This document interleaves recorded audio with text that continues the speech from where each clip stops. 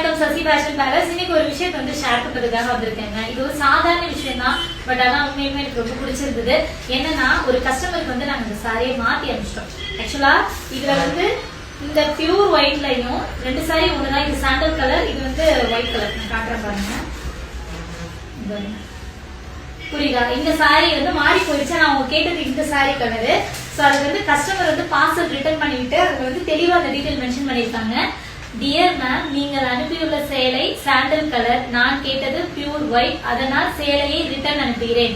எனது பணத்தை ஜிபே மூலம் அனுப்பும்படி கேட்டுக்கொள்கிறேன் அப்படின்னு சொல்லி கஸ்டமர் வந்து இதுல மென்ஷன் பண்ணிருக்காங்க. பேர் வந்து பாத்தீங்கன்னா செபஸ்டியன் குமார் அப்படிங்கிறவங்க.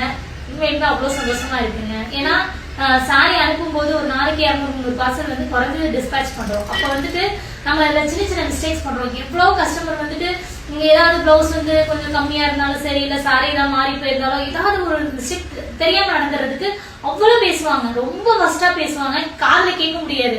நாங்க பிசினஸ்ல இருக்கனால இதெல்லாம் கேட்டுதானே ஆகணும், ஒன்றும் பண்ண முடியாது. பட் ஆனா இந்த மாதிரி கஸ்டமர் நிறைய பேர் இருக்காங்க. அதே மாதிரி முன்னாடி ஒரு மேடம் வந்து சாரியில உள்ள வந்து கட்டா இருந்தது. அவங்க அதையுமே அட்ஜஸ்ட் பண்ணிட்டு பரவாயில்ல சிஸ்டர் நான் மேனேஜ் பண்ணிக்கிறேன் அப்படின்னாங்க. பட் அதை நாங்க திருப்பி கொடுத்துருக்கோங்க, மாத்தி கொடுத்துருக்கணும். ஆனா வந்து அவங்க அதையே அட்ஜஸ்ட் பண்ணிக்கிறேன்னாங்க. 100ல ஒருத்தர் தான் சொல்லலாம். அந்த மாதிரி கஸ்டமர் எவ்வளவு அழகா ஒரு பேப்பர்ல எழுதி இந்த கவருக்குள்ளேயே வச்சுட்டாங்க. நான் இந்த கஸ்டமருக்கு பேமெண்ட்டை நான் ரிட்டர்ன்